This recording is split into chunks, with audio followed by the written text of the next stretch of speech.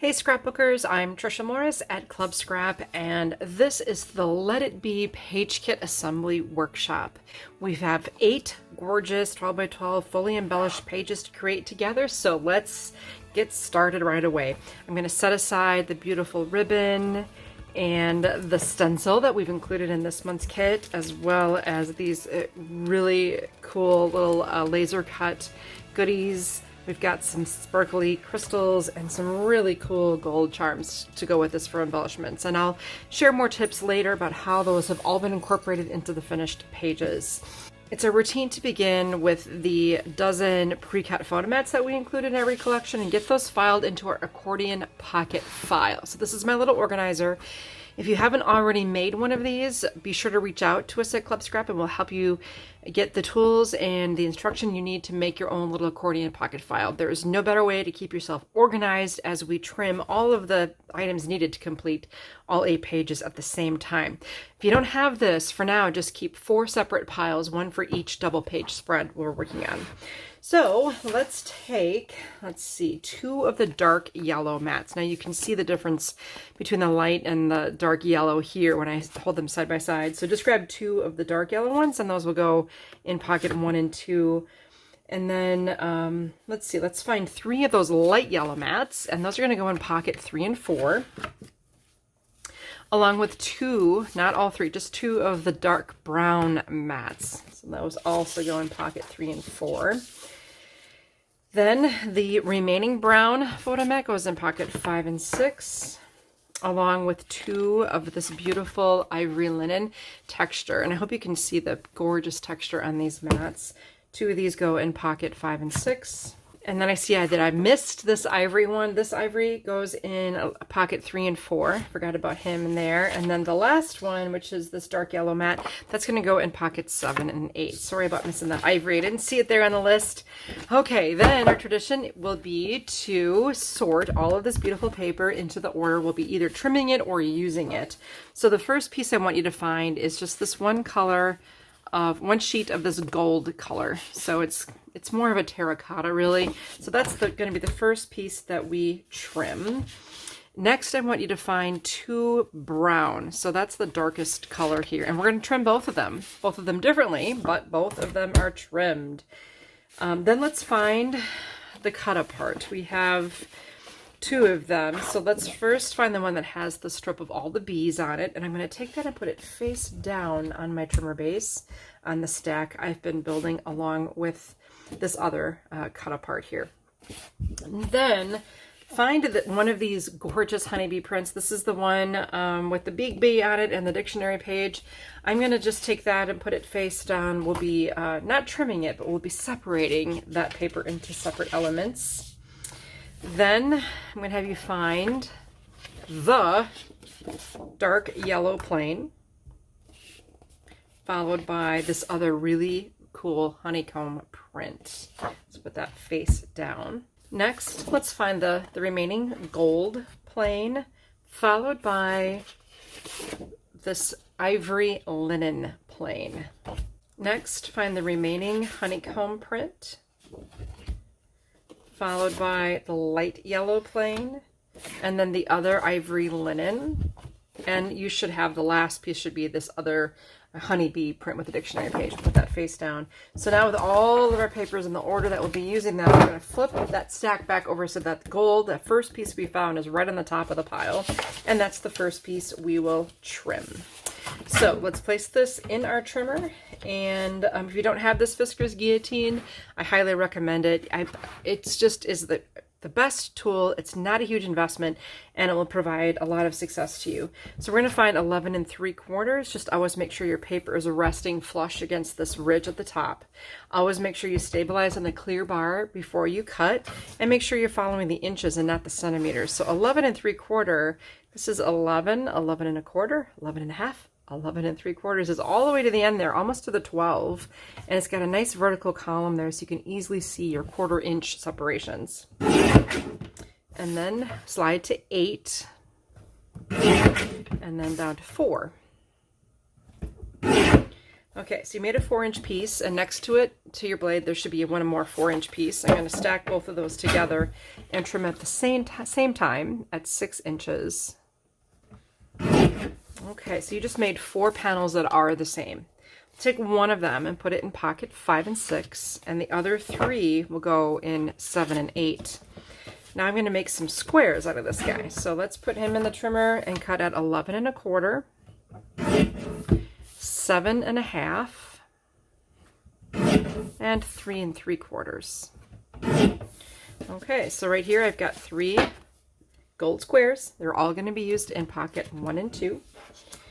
And then this little guy, 7 and 8, along with this thin strip. So both of these are actually used in layout 7 and 8. Now take one sheet of the brown. You have 2 there.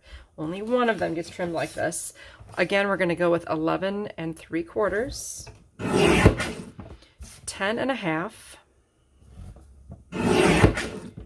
9 1/4,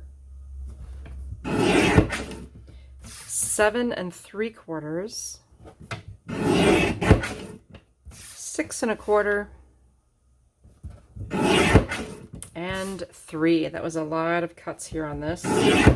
Then take the 3x12. We'll rotate it and we'll cut on the numbers divisible by 3. So that's 9, 6, and 3. Stack up all the squares you just created, and we'll pop these in pocket 7 and 8. And then pick up just the next strip. We'll trim this one at 11 1/4, 9, 6 3/4, 4 1/2, and 2 1/4.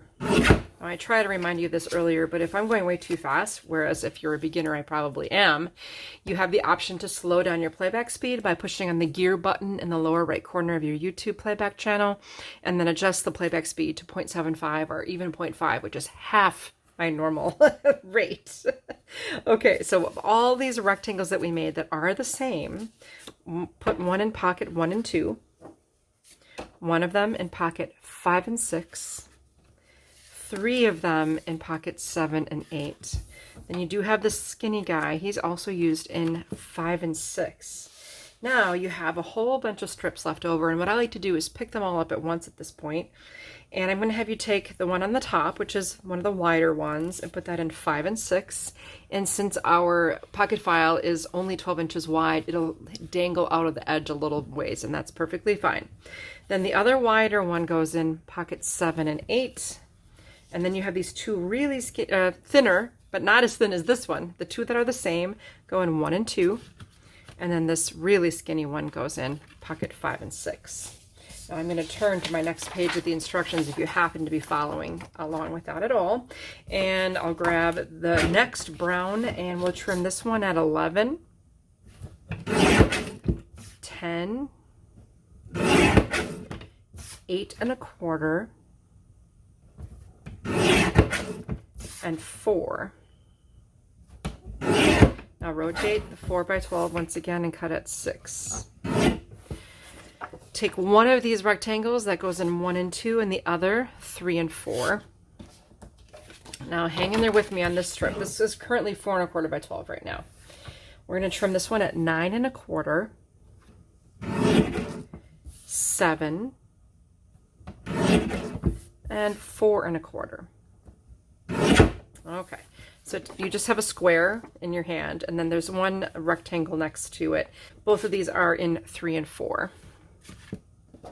Then you have one more skinnier rectangle. This one goes in 1 and 2. And this last piece, I want you to trim it horizontally at 3 1/4. And put this 3 1/4 inch piece in pocket 5 and 6. And then this little guy in 3 and 4. A few more strips to file. The widest one, 3 and 4, at an angle, of course, because it doesn't fit into the pocket. And then the 2 remaining 1-inch strips both go in pocket 7 and 8. Moving right along, we have a 12 1/2 by 12 1/2 sheet of cut aparts here. And to make this a 12 by 12, we need to trim about it's going to be about 1/8 of an inch from each outside edge so that we start it with a nice accurate 12 by 12. So do your best to line up the vertical line of this gray plus sign with the outer edge of the stainless steel blade on your trimmer base. And then just go ahead and give that a nice little slice. And then rotate and continue slicing using those guidelines to help you turn this into a 12 by 12. You can dispose of the little scraps that you get at the end, and then just make sure you end too with this narrow strips on the right. The honeybees should be on the right. As a rule, I like to take the smallest pieces off the end first. And our first cut here is going to be at 11 inches. Just take a second to make sure you're not going to cut through any artwork. And then slide to 10 1/4, 9 1/2, 8 1/4, that's 8 1/4, 7, and 4 is your last one. Now rotate, and then we're going to rotate so that sweet as can be will be on the right, and we'll slice at 11 1/2 and 6. Okay, so this, you're the bee's knees. That goes in pocket 5 and 6. This honey collage, 7 and 8. And then sweet as can be, pocket 5 and 6. Now we just have a bunch of strips. So again, if you pick them all up at once, they're easier to deal out. And this larger strip, 1 and 2. Let's get ready to bumble. I think this is one of my favorite quotes of the whole collection. That goes in 5 and 6. Then we have even busy bees stop to smell the roses, 7 and 8. Then we have 2 rows of bees. Both of them go in 7 and 8. And this one with the text on it, 1 and 2. We have one more sheet to cut apart. And again, the same thing. We need to turn it into a 12 by 12 by removing the outer perimeter using that as the guide. And that gives us the most accurate possible starting point for our measured cutting. Once again, we'll remove those borders first. So don't worry, Be Happy should be on your right. And we'll start at 11 again. Then 9 1/2. 7 and 4. Rotate that counterclockwise once again to bring the smallest piece to your right and cut at 10 and 6. This large piece goes in pocket 5 and 6. And then the bee, queen bee, 3 and 4. You can call me Queen Bee. And then this guy, 1 and 2. Take the strip and then show me the honey will be on the right for best results. Here we'll go 10. I think it's all even numbers. 8, 6, 4, and 2.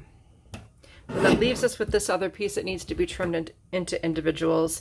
And when you're working with a smaller piece like this, sometimes it helps if you bring it down, bring it to an area where you can see a little bit better. There you have inch markings at the midpoint here. And then we're going to trim this horizontally at 2 and then 1. And here it's just easier to see than it is up here. And I can still stabilize on the clear bar. And then the buzz, buzz, buzz, all of that goes in pocket 1 and 2. Let's file the rest of these pieces now. We've got Friend and Summer. Summer Friend. They go in 7 and 8. Then you have this horizontal journaling prompt going in 1 and 2. And then you have the Clover journaling prompt tag 7 and 8. And then Show Me the Honey 5 and 6. Okay, then we're going to put Feels Good to Be Home on the right, cutting at 8 inches. So home is where your honey is, and this other tag. Both of these tags, 3 and 4. Couple of border strips, and we're set with this. Sweet, Strong, Ambitious, 3 and 4. And then Don't Worry, Be Happy, 1 and 2. Now we have one more piece of paper to deal with, but I don't need my trimmer for it. I'm going to take my trimmer away and grab that print and a 3x14 grid ruler. You don't really have to measure this, but I did take off a 2-inch section. So my ruler being 3 inches wide, I can actually find the 2-inch mark on this vertical grid here and place that line right on the edge of my paper. Now I know that from the edge of my paper to this spot is exactly 2 inches. Traditionally, like when I was in kindergarten, my teacher taught me to find 2 inches on a ruler, mark again, and mark again. Once you master the ability of using this grid ruler to find the 2-inch mark, it's a huge time saver. Put firm pressure, and I'm covering the word honeybee with my ruler, and then I just tear toward you. When I'm in classes and we do this, people often get a little bit nervous, but it's fine. So now you have that honeybee portion can be brought, instead of from the side or the bottom, it can be brought to the top, which is kind of cool. And then here we're going to create an 8.5 by 11 inch piece. It doesn't really matter. The measurement is of no consequence. All I'm doing is just tearing just outside of this dark line here. So I'll line up my ruler with the edge of that artwork. Just make sure it's vertically straight, and then peel toward me to separate. And then you get a nice torn edge. That's really all there is to it. So I'm going to take all of these pieces, and they're all going to be used in layout 5 and 6. So I'll just put them in the pocket, and that would be a good place to end with our prep work. You will notice there isn't a single scrap. I used every last piece of paper. Not a single diagram here has an X. Every last bit. I'm really proud of this. I think it's pretty cool. One of the first, or maybe the only ones, where there wasn't like a 1/4 of an inch of a piece left. So I think that's pretty neat. No scraps. We're just booking. All right. On our instructions, I'm going to turn to the very last page, page 4. At the bottom, you'll see an image that says layouts 7 and 8, and it shows what the layout looks like that we're about to make together. Here is my stack of remaining papers that I sorted earlier. Take the entire stack and put it to the left of the center of your workspace and slide the top sheet over. If you prefer an orientation on this, you can arrange that as well. So here I have the base then, as shown in the picture, for layouts 7 and 8. Now why 7 and 8? We're going to work backwards so that the piece that's on the top of your stack of all the plans we're making will be layout number 1. So we start at 8 so we can end on 1, and that way you can just slide everything back into a bag till you're ready, and you can adhere all the pieces wherever they go. So this is going to be fun to put this together. We're going to run this wider brown border strip across the top and nest this border with it. Now we're going to bring in some of this gold color onto this side of the page just with this 1/4 inch strip. So there's no need to dispose of that. We are going to use it. Then take a vertical yellow mat. This brings in the color from this side. And then find our 4 brown squares. So 1, 2, and they fit like a puzzle. 3, 4. Now, another 1-inch strip can go across the bottom beneath a little grid here, and then you nest it with some bees. Make sure you can see this and bring this up just a wee little bit. Okay, now on the right side, we have a gold mat. Now that's again why we needed that color brought over, and then we're going to nest that border with the bees again, and it's going to go right on top of the gold. Then the other horizontal gold mat will go here, and then a vertical mat fits right here on top of the strip. Above it, add the little collage. And then we have this tag. Now what you can do is clip the outside corners of the tag shape and then adhere it to the mat. That fits perfect. And then clip those as well so it all matches. And punch a hole in the top if you like with a 1/4 hole punch or a crocodile. This is a, let's see, do I have my crocodile here? This is my crocodile, so I use that to punch my holes into this, and it works really well. 3/8 inch setting on that. And you can just nest it right on top of that. And then Friend gets added down to the bottom here, and Summer can be added here. Now as far as charms and things, we've got this really cool honeycomb, gold honeycomb charm. You can tie some of the jute on top of this this charm just to draw the eye to it, and it fits right into the spot right there. Really clever. And same with the adorable gold bee charm. Add some jute and then add it to the lower corner there. Now, let's see. There should be, maybe it's still in my pocket. Yes, there is a small piece of gold paper. And what you'll do is take scissors, and you can just eyeball this. Doesn't have to be perfect.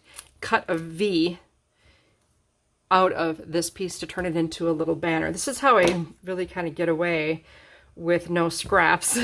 And then take the gingham ribbon, fold it in half lengthwise, and cut at an angle toward the fold to create that pretty swallow's tail, and then trim it to be just a little longer. And that can nest on top of this little banner piece, and then the end of it is hidden behind the nested cut apart there. And it's just a lovely little page embellishment. So that's pretty much all the detail I'll show you. I believe I did some stenciling as well on this base paper. So let's take a look at that. It's very light, so maybe if I could have used a darker color there. I just used yellow, but I think if I were to do this again, I might have used earth, or at the very least tangerine. And then look, in between every single one of these bees, I added this adorable little gem. Now, I did it two ways. I put glue on the gem and brought the gem to the paper, and I'm like, no more of that. So I took our bookbinding glue out of a needle tip applicator, and I dispensed the glue all the way down the border strip in each spot. Just a little flat, like a bead of glue that's been rubbed into a circle. So it doesn't take much. If you add a lot of glue, all that's going to do is increase the drying time. And then I took a tweezers and I just picked up the sequin or the gem, and I put it on this and set it aside to dry. You don't want these sliding around, so have this be the last thing you do. In fact, all my layouts were finished, all the adhesive was there, and I just came back and then found all the fun places on which to add the little yellow gems. And there's a plentiful amount. I'm not having Deb count them. I calculated a minimum number of amount that will be in each bag, and she did a measured scoop, so I'm not exactly sure how many you'll get. Over here with this beautiful ribbon added, you can see the tag's been shaped with the mat. Punch a hole, thread with the yellow grosgrain, and then secure them on the back with tape. There's my sweet little charm. Back at layout 7, again, plenty of these yellow gems. They just really add a nice classy sparkle, and then you can see at the bottom the addition of the charm and the jute. Here's the ribbon. So lovely. Okay, that is layouts 7 and 8. So at this point, this is when we slide, okay? So we're going to keep maintaining what we have here as best as we can.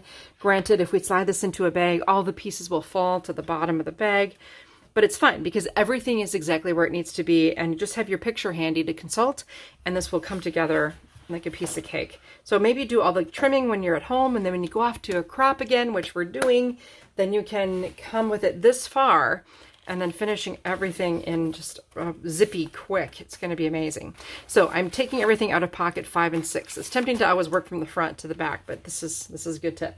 Now I'm going to show you the stencil just so that those of you who may be new will understand how the stencil works.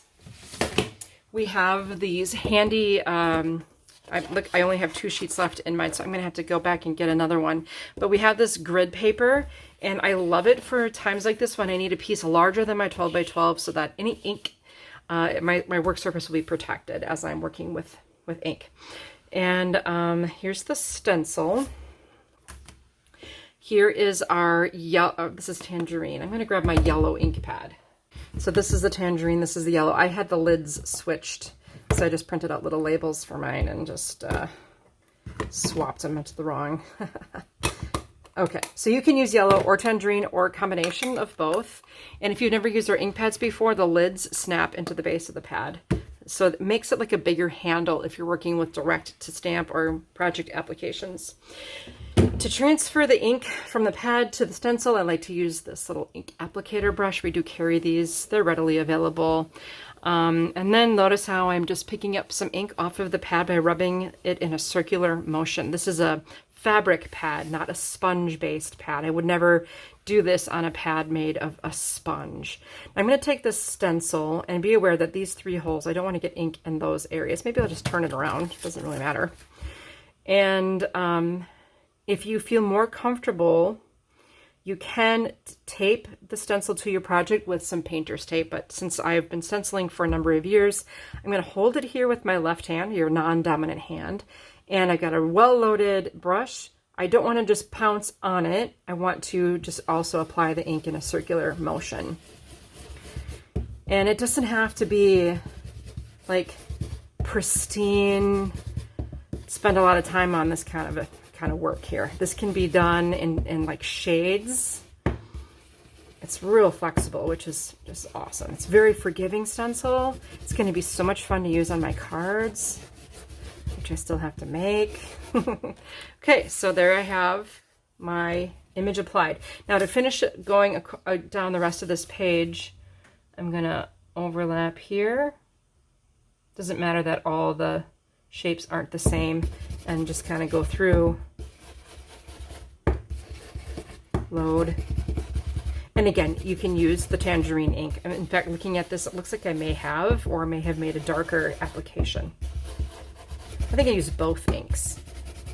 I also allowed the stencil to be a little bit off the edge of the paper so that the art continues on. You know, experiment, play, have fun with it. There you go. There's a darker application. You can see the difference, and it looks very organic and natural. And then you just pop the base out of the lid, set it aside. We have stenciled the right edge of this particular page, and now I'm going to distribute the rest of the pieces. So this big bee, he's really cute.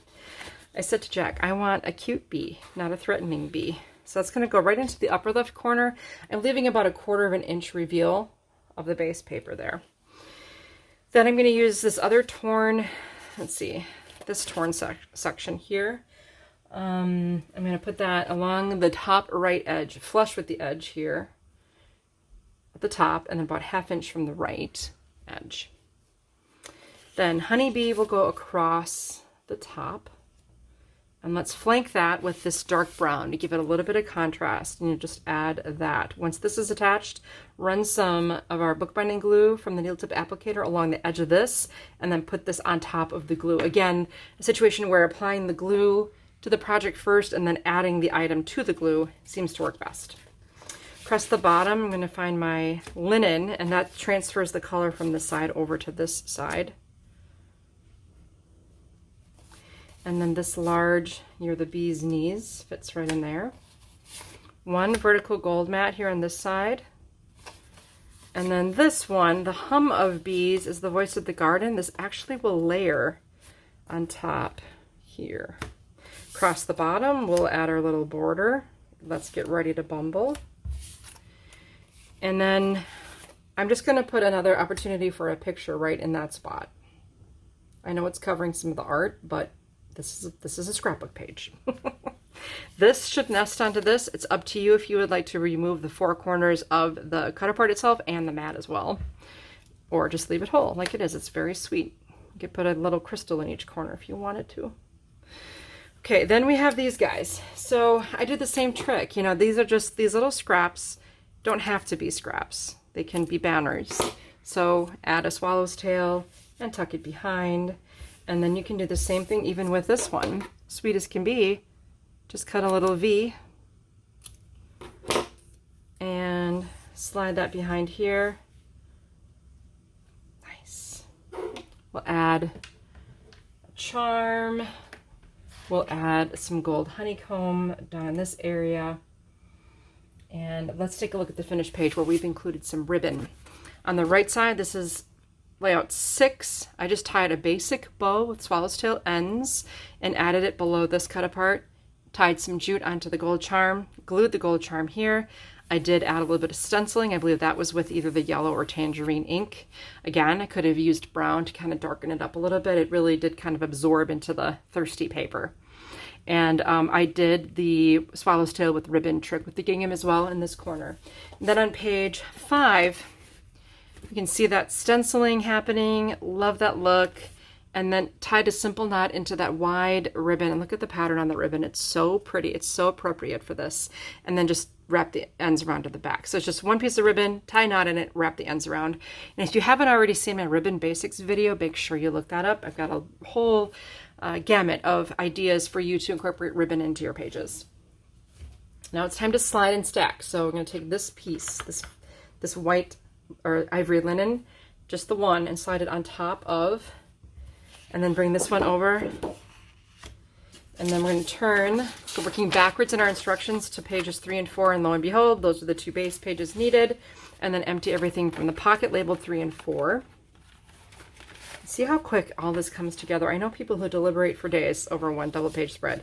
Get them all done in this way, and you're going to be really a productive scrapbooker. So 2 vertical tilted and then 1 horizontal straight. And let's just get this big nested border strip running across the middle of the left side. So I like to alternate, like if I do a lot of border strips, some I like to have on the top and bottom with something in the middle, other is bottom only or top only or center, and then just create accordingly.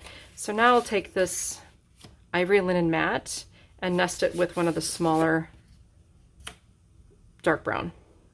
Then you should have a square brown the same height as the mat, the ivory mat, and then nest it with this guy. So it's just kind of a neat combo across here. Now 2 photo mats will not fit straight across here. Okay, it's just like, it's more than 12 inches. So just tilt and angle them and overlap them slightly, and that'll look nice. This is going to run from the top edge on the right side. You have a nestable here, so clip the corners if you want of both the cut apart and the mat, and then marry that up here. Notice the mat is the same height as the photo mat here. Oh, you'll never guess what I'm going to do with this guy. What could it possibly be? So this is going to slide under the home is where your honey is. I need my ribbon scissors. Then if you want, you can also take this gorgeous ribbon and do the same little trick, folding it in half lengthwise, cutting at an angle so you get that pretty little end, and that will nest onto the brown perfectly. You can go ahead and do the same thing with the gingham. I love this gingham ribbon, it's so sweet. So lengthwise, cut toward the fold, and you have a triple nested thing here. You've got the brown paper, the ivory ribbon, and the gingham ribbon, all making a clever little accent for your page. We still have more charms. We can add our sweet little gold honeybee there. Add some more gingham to this guy. I'll give you a tip on that in a minute. And then we have these laser cut hexagons. So Jacqueline was really thinking when she designed this border strip here on the left. So if you take a closer look at it, do you see the visual cues? There's a little hexagon, and if I place it here, it goes above the edge of the border. That's what I want. And then this one will go here. It's just place marked for you. Simply apply some bookbinding glue to the wood piece and then place them in their little box. I love that Jack thought of this during the design process. She knew these were going to be in the kit, and she created a really fabulous place for them all. If you want to put some of these on the right to balance it off, you certainly can. And the finished, then, you can just see there's my charm, my trio of swallow's tail pieces, paper and ribbon. And then here I just punched a hole in my tag and then threaded ribbon through it, just one little piece of ribbon, and taped ends on the back. And then I made a separate second basic bow and then glue lined it on there. So it looks like I've managed to tie a beautiful knot on top of this tag. I didn't, I just made a separate piece. And over here on this side, you can see I even accented with some of the gems, and really happy with how this turned out. Then made another basic bow and flanked it top and bottom with the remaining 2 gems that I had. And you probably have more. I had the minimum number of gems in my kit just so I wouldn't use more than you might end up with. So really a nice touch to these pages. Now slide this on over. slide again, and we have reached layouts 1 and 2, incredibly. And now I'll grab everything out of pocket 1 and 2. Just make sure you get all those little pieces. And this is pretty easy to put together. Let's see, maybe I'll start with the 2 horizontal dark yellow mats on this left side. And then you have the dark brown border strip beneath the mats, but above the honeybee. Worked out really nice. And then Don't Worry, Be Happy with our title at the bottom of the page. Then I'm going to take one of these gold colored pieces and we'll add our buzzes. Buzz, buzz, buzz here. I did some finishing fun with that. I stenciled across the top of the page, and that's totally optional. If you're in the mood, great. If not, I get it. And then how about a vertical dark brown mat below this border strip here? And then 2 other gold squares. Then we have this nice big header here, title strip. And then this should nest. So this, and then journaling prompt. Now I have to apologize. We always try to put 4 journaling prompts in the cut aparts, 1 for each double page spread, but we got so excited about the beautiful art, we completely forgot to add one, and then I didn't catch it during the proofing process. So we missed out. You're gonna have to like be on your own for adding some journaling to one of these pages. You probably wouldn't have noticed it if I hadn't pointed it out. On this one, I punched a hole in the top of the tag and ran a bunch of ribbon through here. I made a generous portion of 3 ribbons this month between the jute, the gingham. Let's see, 1, 2, 3, 4 ribbons. Yeah, the yellow, the ivory, the jute, and the gingham. So you have a lot of ribbons to choose from, which is nice. And I try to use almost all of each of them. And then you can randomly, just use your best judgment, place some of these cool remaining hexagons. I believe Deb did count them. So you should have the same number in your kit, roughly, that I used on my pages. All right, so for layout number 2, let's go over the finishing touches. Again, you can see how I shaped the tag. I love that. I love those tag shapes. You don't have to punch them out. They're easy. You don't have to use a die cut. You can just create some angles and you're good to go. Notice how I ran that ribbon behind this vertical heading and then taped the ends on the back.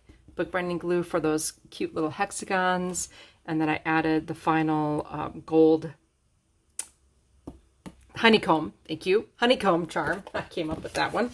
Okay, and then on this other side, oh, notice the stenciling as well. Looks very nice. And then on the side, I took a stapler with a really tiny piece of folded gingham. I didn't want to interfere too much with this picture. And then I attached these, you can see, with our foam adhesive circles. Now, this is part of my Ribbon Basics video, but to create this, I nested this onto the brown first, punched a hole through both layers, and I took the cut end of the ribbon and ran it through the hole and then taped it right here on the back side. Then ran the rest of it around to the back of the strip and taped it. I guess the strip is attached to the layout at this point. And then did the same thing here. So the ribbon ends here. I don't want a lump in the middle, and then I ran around to the back. So it's just a nice way to add color, bring the eye to the page title. That's a nice finishing touch and a great way to use that grosgrain or a satin or maybe a chiffon ribbon. Wow. I don't know what is my film time is 41 minutes. So, and I didn't stop this. I mean, I went and found my ruler and did a couple other things. I had a couple of things I'm going to have to edit out, but 41 minutes of raw film time to demonstrate stenciling, do all the trimming, well, these are your scraps, my friends. You're going to have 4 triangles. Those are your scraps. So not bad for 41 minutes of time together. I hope you learned something in this video. I hope you join me every month, no matter how experienced you are. And if you don't need to join me in nothing, there's nothing left to learn, maybe you could start teaching. So there are people out there who would benefit from this method, and I hope you share Club Scrap with them. If you like this Let It Be collection and the colors and the artwork, I invite you to join me for my fun card making class. We're going to be making a dozen beautiful Let It Be cards along with one really sweet tray. and with a lid that is giftable that holds 4 A2 greeting cards that you will make as well. So a total of 12 cards and one little gift item, and we're gonna have a lot of fun doing that together. So I'll see you at the card class. Thank you so much for joining me.